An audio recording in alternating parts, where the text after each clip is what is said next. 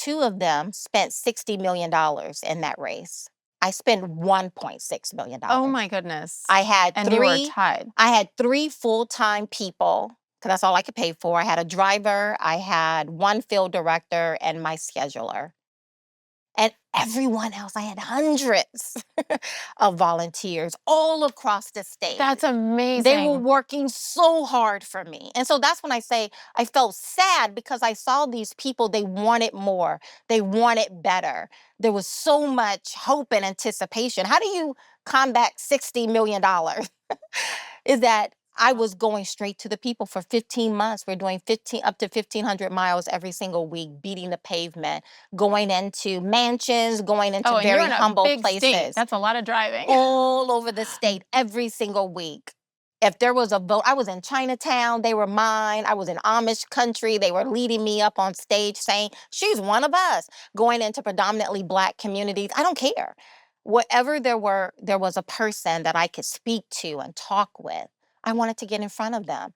I felt like it was my responsibility to move them over to me. And hence the reason, with all that money they spent in those last 5 days to defeat me, I still got well over 330,000 votes. Over 330,000 Pennsylvanians still came out and voted for me, right? Almost 30%. Wow. Like, no one got a third, but I was almost at 30%, right? Because I connected and they wanted better. Because and so you showed up. That's where my sadness came, that they worked so hard and we were so close to getting better. And it was stolen from me. It was stolen from them. But when you ask, how did I feel? Again, I said, whatever happens on election night, I said, I'm going to go to bed and I'm going to sleep like a baby. And I did. I slept like a baby. I woke up in the arms of my husband. I could hear my children laughing outside the door. I am blessed, and I'm so grateful. I am loved. I love my country. I did my part. What more can I do with that? It's sad, just because how close we came and what they stole from not just me, but from Pennsylvanians and from our nation.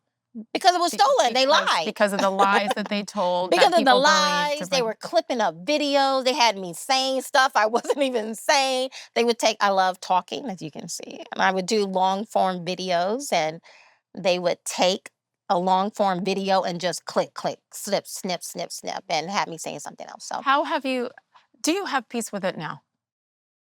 I mean, yeah. I have peace with it. Listen, I don't have amnesia.